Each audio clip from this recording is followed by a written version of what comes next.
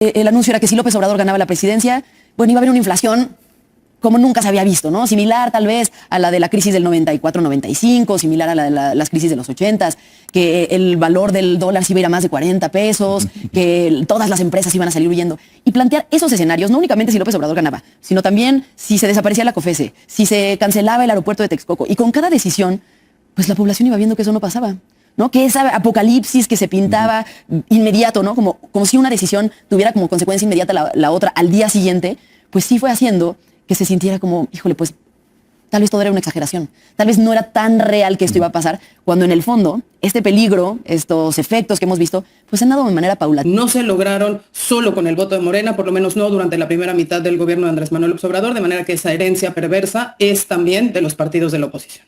Muy bien. Guillermo Santiago, por cierto, te presenté como Santiago, eres Guillermo. Nosotros sostenemos y seguiremos sosteniendo que fue un fraude, tanto en las casillas como fuera de ellas, con la intervención del entonces presidente de la República, Vicente Fox, y con esta campaña y esta guerra sucia que se extendió en todos los medios de comunicación de que López Obrador era un peligro para México, lo cual resultó falso. ¿Y por qué digo que hay que recordar? Vamos a poner el primer parámetro. ¿Por qué Morena no es un peligro para México y el PRIAN sí es un peligro para México? Y que si llegáramos a ser Venezuela.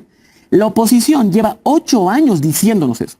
Que vamos a hacer Venezuela, que el país va a quebrar, que el tipo de cambio se va a subir, que el dólar va a estar hasta por encima de los 50 pesos, cosas que no ha ocurrido y no va a ocurrir en la toma de decisiones. Tercero, esta división de la que hablan, perdón, es una división que siempre ha existido. Yo nací en Chiapas, soy de Chiapas, y personalmente puedo decirles, he visto con mis propios ojos las desigualdades tan brutales que ha tenido este país. Sí. El olvido sistemático. Yo nací en San Cristóbal de las Casas, justo 5 meses antes del levantamiento zapatista, y no me lo van a contar. Mi familia, su servidor, lo hemos visto. Y cuando hablamos del peligro para México, ¿de qué México hablamos? ¿Del México profundo? ¿Del México que todos los días busca qué comer? ¿Del México que sale todos los días a trabajar? Porque ahora en respecto a la educación. Hola amigos, un gusto saludarlos desde su canal Legión Política. Terrible error de Leo Zuckerman, donde sus invitados le dan la paliza de su vida, anteponiendo un título en la mesa de debates a discusión: la 4T es un peligro para México. Vamos a ver, amigos y amigas, de qué manera le responden sus invitados, que al parecer ninguno le dio la razón. Lo vemos y lo comentamos. Más allá de que en estas tres cosas puedo coincidir, creo que ha habido una mala apuesta por parte de la oposición a la hora de construir el discurso del peligro para México. En su momento fue muy exitoso. En 2006 podríamos decir que sí logró realmente modificar 1 o 2 puntos porcentuales. Pues eso fue lo que le dio el triunfo a Calderón, porque fue bueno, lo puso como un candidato con posibilidades de ganar en su momento. En su momento. Y a ver, en una elección que se definió por menos de 1 punto porcentual, sí, claro, cualquiera puede decir que tuvo la solución para hacer que fuera el triunfo, ¿no? Cualquier grupo político, cualquier partido puede decir nosotros fuimos, pero bueno, pues sin duda parte de la receta sí fue el mensaje de que López Obrador es un peligro para México, en un momento en el que además veíamos el fantasma de Venezuela muy cerca, ¿no? En donde veíamos cómo se había transformado el país, cómo la economía se había venido abajo, cómo ya se empezaba a ver el sistema resquebrantándose. Todavía estaba duro el chavismo. Estaba duro el chavismo. Pero el país ya estaba viviendo las consecuencias de ese chavismo, que se había dedicado a gastar irresponsablemente, que se había peleado con Estados Unidos, que había sido irresponsable en decisiones políticas, que había limitado la libertad de expresión, las condiciones democráticas. Es decir, ya se veía eso como referente y en su momento funcionó. Sin embargo, ese discurso prolongado a lo largo del tiempo, que se mantuvo cada vez que López Obrador volvía a aparecer, cada vez que volvía a anunciar una medida, sí se fue desgastando un punto en el que dejó de ser creíble. Y lo pongo puntualmente, ¿no? Si el anuncio era que si López Obrador ganaba la presidencia, bueno, iba a haber una inflación como nunca se había visto, ¿no? Similar tal vez a la de la crisis del 94-95, similar a la de las crisis de los 80s, que el valor del dólar se iba a ir a más de 40 pesos, que todas las empresas iban a salir huyendo. Y plantear esos escenarios, no únicamente si López Obrador ganaba, sino también si se desaparecía la COFECE, si se cancelaba el aeropuerto de Texcoco. Y con cada decisión, pues la población iba viendo que eso no pasaba, ¿no? Que esa apocalipsis que se pintaba inmediato, ¿no? Como si una decisión tuviera como consecuencia inmediata la otra al día siguiente, pues sí fue haciendo que se sintiera como, híjole, pues tal vez todo era una exageración. Tal vez no era tan real que esto iba a pasar, cuando en el fondo este peligro, estos efectos que hemos visto, pues se han dado de manera paulatina, y eso no significa que sean menos dañinos. Sin embargo, pues el discurso ya no es igual de efectivo, y ahí sí hay una discusión que creo que tiene que cambiar. Muy bien. Lo que sí creo que logró hacer muy bien el gobierno de la 4T fueron 2 cosas muy rápidas. La primera es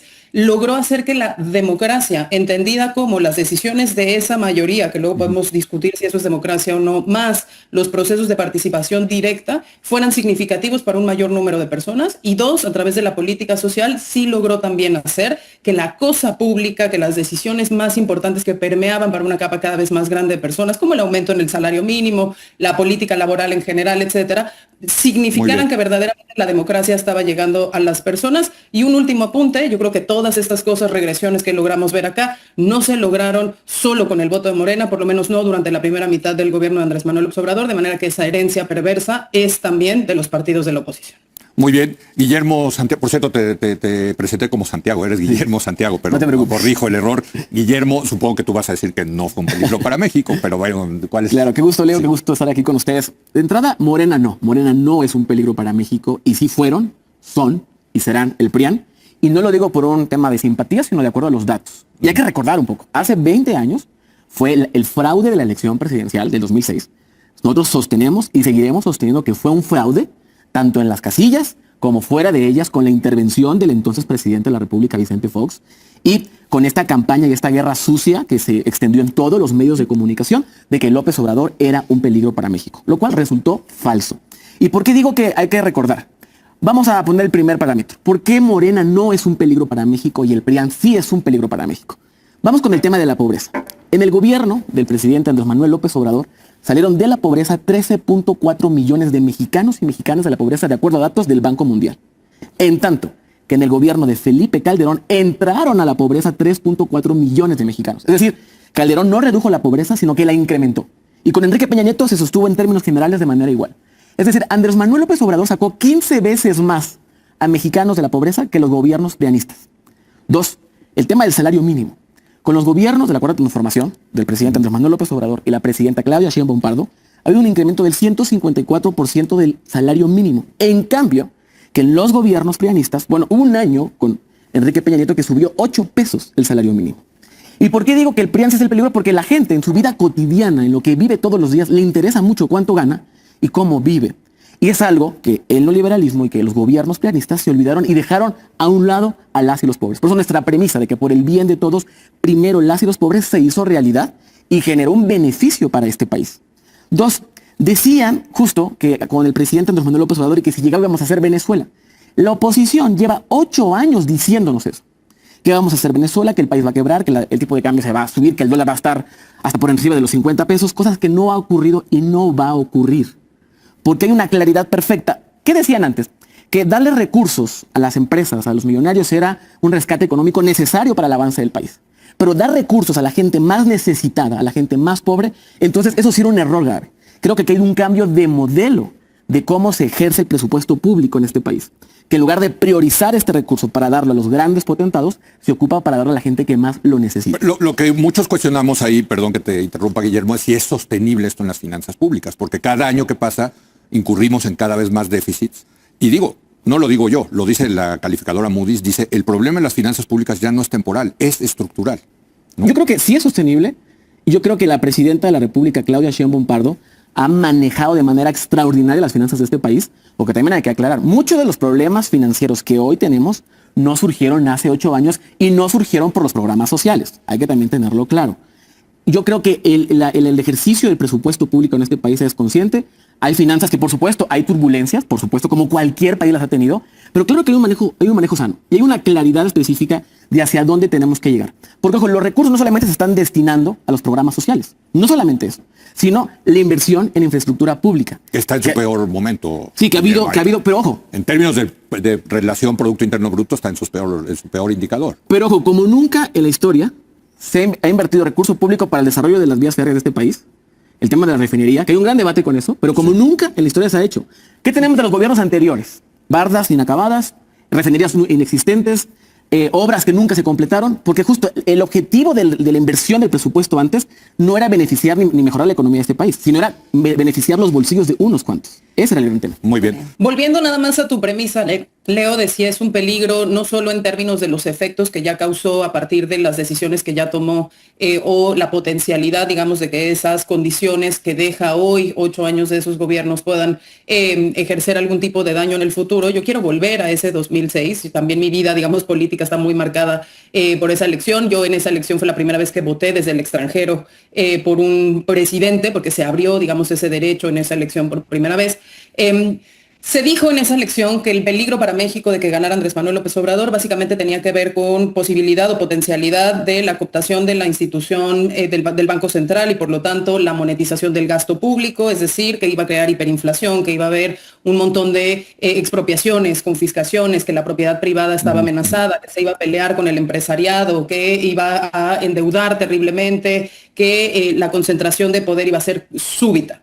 Yo creo que en esos términos de ese 2006, efectivamente el diagnóstico erró. Ya lo decía Guillermo, se comparaba a México con Venezuela. Yo lo que he estudiado en los últimos 8 años de manera diligente es que las regresiones democráticas institucionales de aquello que se había construido en varias áreas de política pública, que tiene que ver con transparencia, protección de datos, que tiene que ver con competencia económica, que tiene que ver con seguridad y justicia, no fue esa degradación súbita del hoy para mañana. Definitivamente la comparación no fue Venezuela. No tuvimos esa superinflación. No nos confiscaron nuestros bienes privados para regalárselos en una especie de comunismo izquierdoso latinoamericano que en realidad pues, no existió. Varios ahí, te voy a apuntar muchas cosas. Sí, difiero de varias cosas. El primer punto en el tema económico, hoy el pueblo de México gana más que nunca en su historia.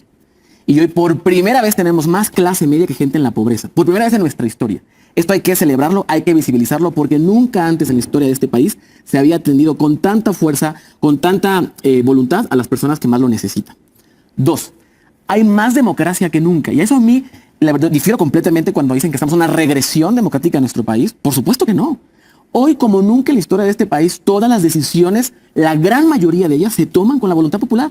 La elección del Poder Judicial, que ha sido un tema de debate en los últimos tiempos en nuestro país, a mí me extraña cómo antes estaban más cómodos con una Suprema Corte de Justicia que no le respondía a la gente, no le respondía al pueblo, sino solo a un grupo de poder. Cómo no se extrañaban de una presidenta de la Suprema Corte de Justicia de la Nación que amenazaba al presidente de otro poder, al presidente del Senado. Y creo que ahora que tenemos una Suprema Corte y un Poder Judicial elegido por el pueblo, creo que es un gran avance, que más gente esté en la toma de decisiones. Tercero, esta división de la que hablan, perdón, es una división que siempre ha existido.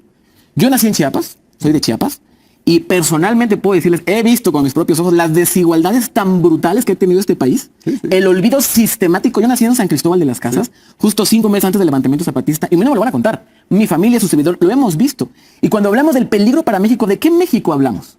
Del México profundo, del México que todos los días busca qué comer, del México que sale todos los días a trabajar, porque ahora en respecto a la educación, como nunca en la historia de este país, hay una beca para los jóvenes de secundaria, para los niños de primaria universal, para atender la educación, para que tengan lo necesario para poder ir a la escuela. Porque antes, con hambre, pues como dirían antes dicho, con hambre no entra la letra.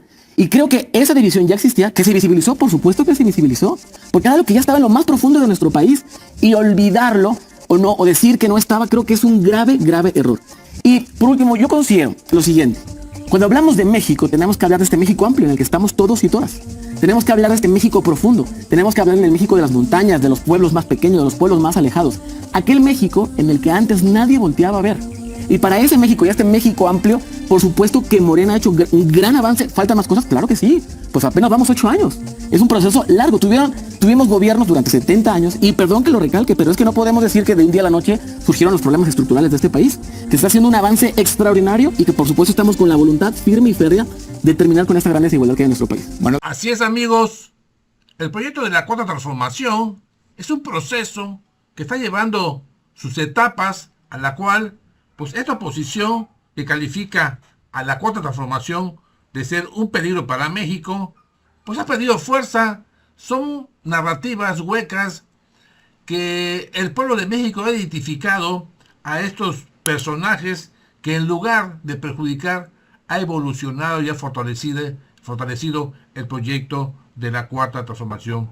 Carecen de propuestas esta oposición, simple y sencillamente no están de acuerdo con la evolución de México porque siempre trabajaron para unos cuantos. Así que amigos y amigas, saquen sus conclusiones, manden sus comentarios, yo aquí los leo Igual los envío, les pido de favor que me regalen su poderoso like, compartan la nota y si aún no lo ha hecho, suscríbase a su canal Legión Política. Les recuerdo, soy su amigo Francis. Nos vemos pronto. Adiós.